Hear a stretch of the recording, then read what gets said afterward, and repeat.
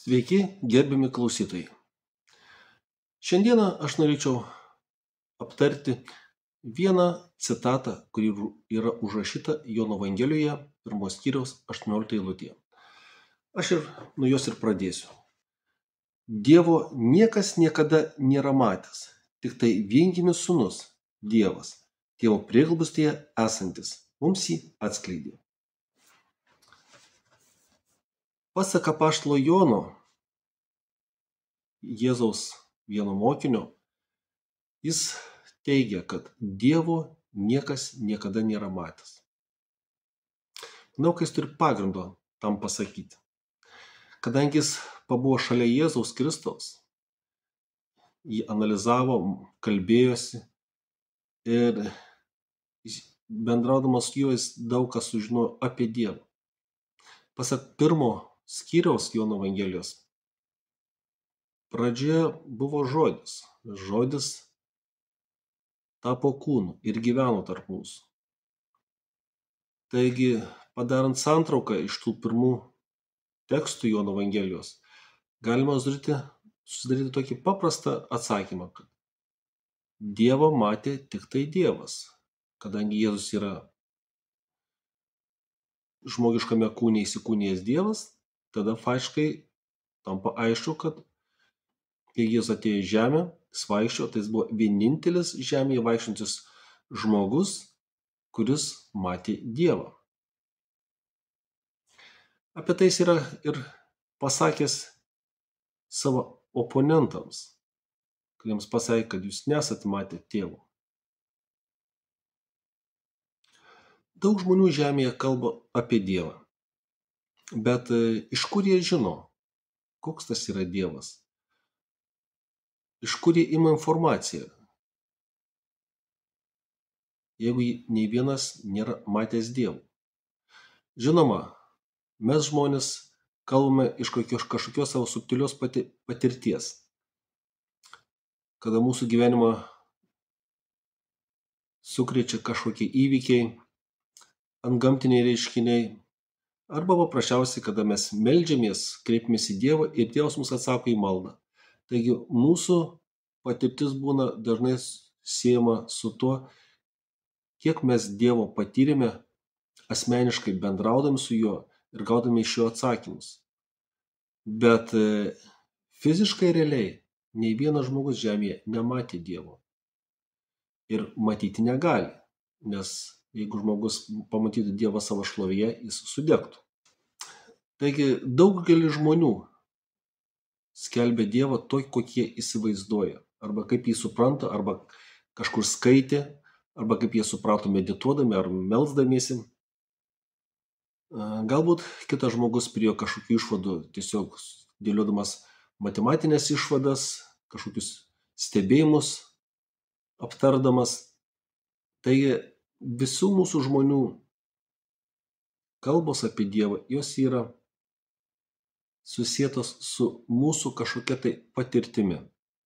Bet nei vienas tiesiogiai mes nesame matę Dievo. Tik pasak Švento rašto, vienintelis, kuris matė Dievą, tai yra Jėzus Kristus. Ir kadangi niekas niekada nebuvo matęs Dievo, tai vienas iš Jėzaus mokinių tiesiog ir uždavė tam tikrą prašymą. Jono Evangelija, 14 skyrius, 8-9 eilutės. Pilypas jam sako, viešpatie, parodyk Tėvą ir bus mums gana.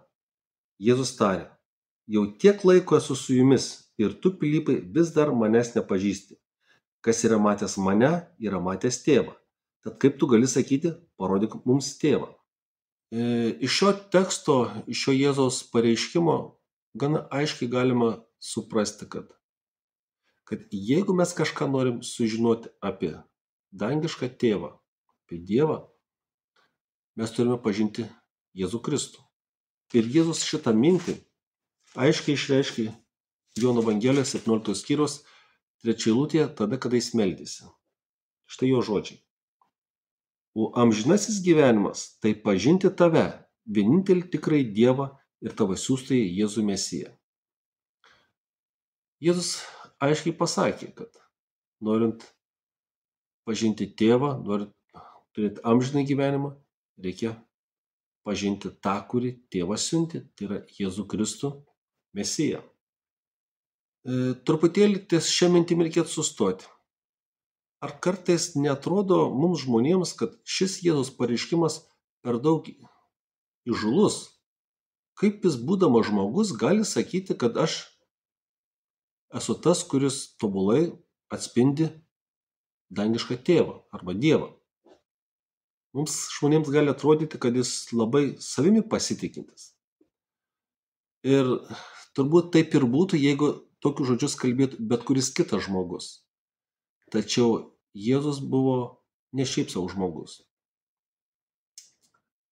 Tai jis buvo Dievo paslaptis, kuri buvo apreikšta žmogaus kūne. Ir čia analizuojant Jėzus gyvenimą, mes pamatome nuostabių dalykų.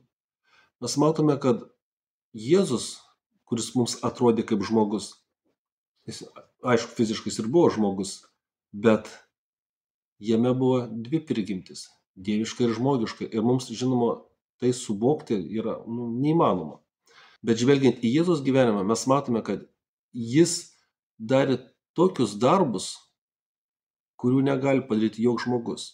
Jo rankomis buvo atliekami tokie ir stebuklai, ir ženklai, kas tik pajėgus padaryti tik tai pats Dievas.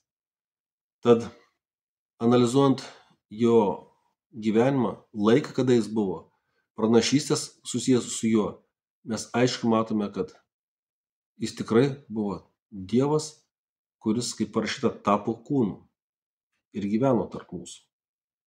Tai, kad Jėzus gydė ligas, kurios net šiandieniniai medicinai faktiškai būtų didelis iššūkis pagydyti. O aš jau nekalbu apie tai, kad Jėzus prikėlė mirusius, kurie netgi kapė išbuvo kelias dienas. Tai rodo, kad net tokie dalykai net po šiai dienai žmogui neįmanomi pakartoti. Ir apskritai gyvybė yra toks dalykas, kuris žmogui nesuprantamas. Tai yra sritis, į kurią žmogus negali lysti, pakartoti ar suvokti. Tai yra duoti gyvybę, tai yra dieviškas dalykas. Tik tai Dievas gali kažkam suteikti gyvybę. Jis sukūrė žmogų duodamas gyvybę, jis sukūrė gyvūnus. Ir Jėzus kalbėjo apie save, kai jis yra tas gyvybės šaltinis.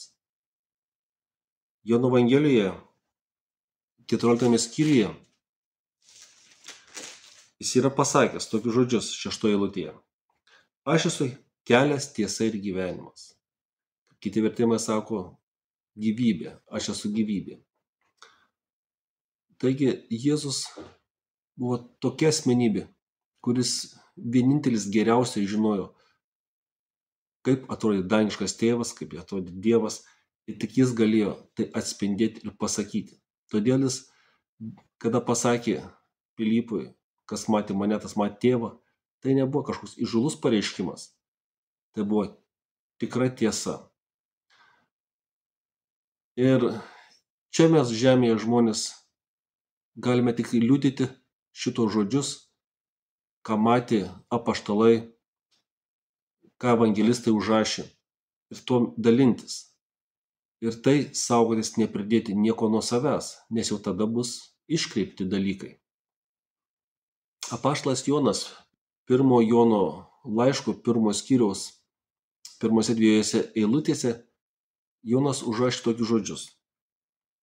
Kas buvo nuo pradžios, ką girdėjome ir savo akimis regėjome, ką patyrėme ir mūsų rankos lietė, tai skelbime apie gyvenimo žodį. Gyvenimas pasirodė ir mes regėjome ir liudijame ir skelbėme jums amžinai gyvenimą, kuris buvo pas tėvą ir pasirodė mums. Jonas liudija, kad mes regėjome tai, kas buvo nuo pradžios. Mūsų rankos lietė, mes tiesiog bendravome su juo, mes patyrėme jį. Ir šiame tekste žodis, kuris sako, kad patyrėme, tai jame sudėta gilesnės mintis yra. Tai, kad jie jį visaip analizavo, čiupinėjo, žiūrėjo, tiesiog visom savo žmogiškom galimybėmis jie siekė suvokti, kas tai yra. Ir todėl, būdami šalia jo, jie daug ką pamatė ir vėliau be abejo permastė, apmastė, padarė išvadas, ką Jėzus ne tik padarė, bet jie giliau suvokė tą laiką, kai jie buvo su juo. Kas tai buvo per asmenybė. Taigi Jonas pareiškė, kad analizavo jį ir prie išvados, jog jis yra pats gyvybės šaltinis. Ir pirmame Jono laiške, 4 skyriaus 14 eilutėje, jis dar pridarė tokius žodžius. Taigi mes matėme ir liudijame, kad tėvas atsiuntė sūnų pasaulio gelbėtoją. Jonas teigia aiškiai, kad sako, kad Jėzus yra pasaulio gelbėtojas. Tai nėra kažkoks tai nacionalinis dievukas arba gelbėtojas, bet yra pasaulio gelbėtojas. Ir nėra niekame išgelbėjimo padangumi, tik tai Jėzuje Kristuje. Pirmame Jono laiške, 5 skyriaus nuo 11-13 eilutės ir užrašyti tokie žodžiai. O liudijimas toks. Dievas mums suteikė amžinai gyvenimą ir tas gyvenimas yra jo sūnuje. Kas turi sūnų, tas turi gyvenimą. Kas neturi Dievo sūnaus, tas neturi gyvenimo. Aš tai parašiau jums įtikėjusiems Dievo sūnaus vardą, kad žinotumėte, turi amžinai gyvenimą. Jonas labai gražią išvadą padaro. Turi sūnų, turi gyvenimą. Neturi sūnaus, neturi gyvenimo. Taigi apaštalas Jonas Jėzų pristato ir kaip Dievą, ir kaip gelbėtoją, kuris neturi jokių analogų šioje žemėje. Ir šiandieną, lyginant Jėzų asmenybę su kitais pasaulio religijos įkūrėjais, mes galime aiškiai pasakyti ir teikti, kad visi kiti pasaulio religijos įkūrėjai buvo tik mąstytojai, ieškotojai, kurie patys nebuvo tiesa, bet jie ieškojo tiesos, analizavo, bandė suprasti gyvenimą. Tiesiog kiti pašventė savo gyvenimą visą, kad kažką suprasti giliau. Ir tai jie nebuvo galbūt blogi žmonės, bet tiesiog jų galimybės buvo ribotos. Bet kada mes skaitome apie Jėzų Kristų, mes matome, kad jis nebuvo šiaip savo mąstytojas ar ieškotojas tiesos. Jis buvo pats tiesa. Todėl Jėzus ir pareiškė Jono Evangelijos 14 skyriaus 6 eilutėje. Aš esu kelias, tiesa ir gyvenimas. Niekas nenueina pas tėvą kitaip, kaip tik per mane. Jėzus aiškiai pasakė, kito kelio nėra visoje planetoje, visoje žemėje.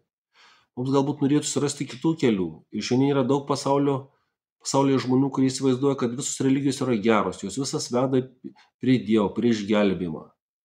Bet čia Jėzaus pareiškimas aiškiai kertasi su tokio mintimis. Jėzus aiškiai pasakė, kad nėra kitame asmenyje išgelbėjimo. Ir padangumi nėra kito asmens. Ir Jėzus aiškiai pasakė, kad niekas negali nueiti pas tėvą, tik tai per jį patį. O tai reiškia, kad priimant Jėzų Kristų, tikint tuo, ką jis kalba, ką jis moko, darant, kaip jis moko, mes galim būti išgelbėti. Kada Jėzus buvo nuvestas pas Pilotą ir Pilotas pamatė Jėzų, jis suprato, kai jis stovi prieš visai kitokią asmenybę, negu iki šiol, kiek jis buvo matęs įvairiausių nusikaltėlių, kurie buvo kaltinami. Ir Pilotas, pakalbinęs Jėzų, išgirdo tokį atsakymą, kuris ir šiandien mums labai aktualus ir toks stiprus argumentas. Štai ką Jėzus jam pasakė. Jono Evangelija 18 skyrius 37 eilutė. Aš tam esu gimęs ir atėjęs į pasaulį, kad liudyčiau tiesą. Kas tik brangina tiesą, klauso mano balso. Jėzus aiškiai pasakė, kai jis neatėjo ieškoti tiesos, bet jis jau yra tiesa. Jis tam gimęs, kad liudytų tiesą. Ir aiškiai Jėzus pasakė, kas tik tai šiame pasaulyje ieško tiesos ar brangina tiesą, jis ją būtinai ras Jėzuje Kristuje, nes kitur jos nėra, paprasčiausiai nėra. Ir kam svarbi tiesa, tik Jėzuje ras. Kartais žmonės galvoja, kad aš mėgstu tiesą, man patinka tiesa, bet jie atmeta Jėzų Kristų. Toks žmogus pats nespranta, ką jis kalba. Jis tiesiog tiesą vadina savo pažiūras, savo norus, savo geismus, savo reikalavimus. Bet tai nėra dieviška tiesa. Dieviška tiesa tai yra ta, kur ateina iš pačio Dievo. Ir mums ją duoda pats Jėzus Kristus, nes jis atėjęs yra nuo tėvo. Ir dar reikia pastebėti, kad jokios pasaulio religijos įkūrėjai nėra niekada teigę, kad jie yra tiesa. Ir netgi jeigu jie būtų ir taip teigę, jie savo gyvenimo to nebūtų galėję parodyti arba užantspauduoti savo gyvenimu, kad jie yra tiesa. Ir kitas dalykas yra, visi pasaulio religijų kūrėjai yra mirę ir juos pačius reiks prikelti dar, kad jie stotų į teismą. O Jėzus Kristus, krikščionybės įkūrėjas, jis prisikėlė ir jis įžengė į dangų gyvas. Taigi, jis savo gyvenimu, savo darbais parodė, kad tai, ką jis kalbėjo, buvo tikra tiesa. Jis žinojo, ką kalba. Ir kada apaštalas Jonas buvo ištremtas į Patmoso salą, kaip tremtinys senelis, ir jis būdamas Patmoso saloje gavo regėjimą apie ateities įvykius. Ir taip pat Jėzus, kuris jam tuo metu apsireiškė, pasakė, nebijok, aš esu pirmasis ir paskutinysis ir gyvasis. Aš buvau numiręs, bet štai aš esu gyvas per amžius ir turiu mirties ir mirusiųjų pasaulio raktus. Jėzus Joną padrąsino, kad būk drąsus, kad aš turiu dabar raktus. Aš buvau miręs, dabar prisikėlęs ir aš turiu raktus nuo kapo. Ir dabar mano valdžioje visi žmonės, kurie tiki jį, kai jis juos galės prikelti, atėjus tam tikrai dienai. Todėl mes šiandieną pagrįstai galime tikėti į Jėzų Kristų, kad tikėdami į jį mes būtume taip pat, kada numirsime, prikelti iš mirties miego. Ir vieną dieną vėl galėsime džiaugtis gyvenimu. Gyvenimu tokiu, kokiu Dievas mums jį duos. Tad dar kartą galėčiau sugrįžti prie apaštalo Petro žodžių, kuriuos buvo pasakęs. Apaštalų darbų 4 skyriaus 12 eilutėje. Ir nėra niekame kitame išgelbėjimo, nes neduota žmonėms po dangumi kito vardo, kurio galėtume būti išgelbėti. Todėl aš ir šiandieną antrindamas Petro mintį galiu tik pasakyti, kad tikrai neverta gaišti laikui, ieškoti visose pasaulio religijose išgelbėjimo, kai reikia paprasčiausiai tik pažinti Jėzų Kristų, kuris yra tiesa ir kuriame yra visas išgelbėjimas. Apie Jėzų aprašyta viskas Naujajam testamente. Todėl mums reikia analizuoti, skaityti, melstis, kad prašyti Dievo, kad padėtų suvokti tuos tekstus, ir mes aiškiai pažinsime Dievą. Ir Jonas Evangelijos gale yra užrašęs tokius žodžius. Jono Evangelija 20 skyrius, nuo 29 iki 31 eilutės. Jėzus jam ir sako, tu įtikėjai, nes pamatei, palaiminti, kurie tikė, nematė. Jėzus padarė dar daugelį kitų ženklų, kurie nesurašyti šitoje knygoje, o šitie surašyti, kad tikėtumėte, jog Jėzus yra Mesijas, Dievo sūnus, ir tikėdami turėtumėte gyvenimą per jo vardą. Tad mano brangus klausytojai, aš noriu jūs paskatinti, negaišti laiko, ieškant įvairiausios pasaulio religijose atsakymų, išgelbimo. Tiesiog pradėkite nuo Jėzus Kristaus, nuo apaštalų laiškų, nuo apaštalų evangelijų, kurie aprašo Jėzus gyvenimą. Analizuokite ir jūs aiškiai pamatysite, kad tikrai yra tik vienintelis pasaulio gelbėtojas – Jėzus Kristus. Tad linkiu jums jį turėti, nes pasak apaštalų žodžių, kas turi Jėzų, tas turi gyvenimą. O dabar pakviesiu visus nulenkti galvas maldai. Dangaus Tėve, kuris danguje esi, šiandien pasaulis rieda į pražūtį. Renkasi žmogiškus dievus, renkasi žmogiškas ambicijas, savo norus. Ir šis pasaulis vieną dieną prieis liepto galo. Bet mes čia žmonės neamžinai gyvi būsime. Mūsų gyvenimas trumpas. Todėl meldžiu Dievę už visus, kurie žiūri šį video, už visus, kurie klausosi tavo žodžių. Prašau, padėk jiems surasti atsakymus aiškius ir stiprius, kai jie priimtų tave kaip Jėzų Kristų, kaip gelbėtoją ir kad būtų išgelbėti. Todėl aš pavadu visus klausančiuosius, taip pat ir save, kad mes aiškiai galėtume matyti per Jėzų Kristų Dievą. Ir tokį, koks jis yra. Dėkuoju, kad išklausai Jėzus vardu. Amen. Sudie visiems.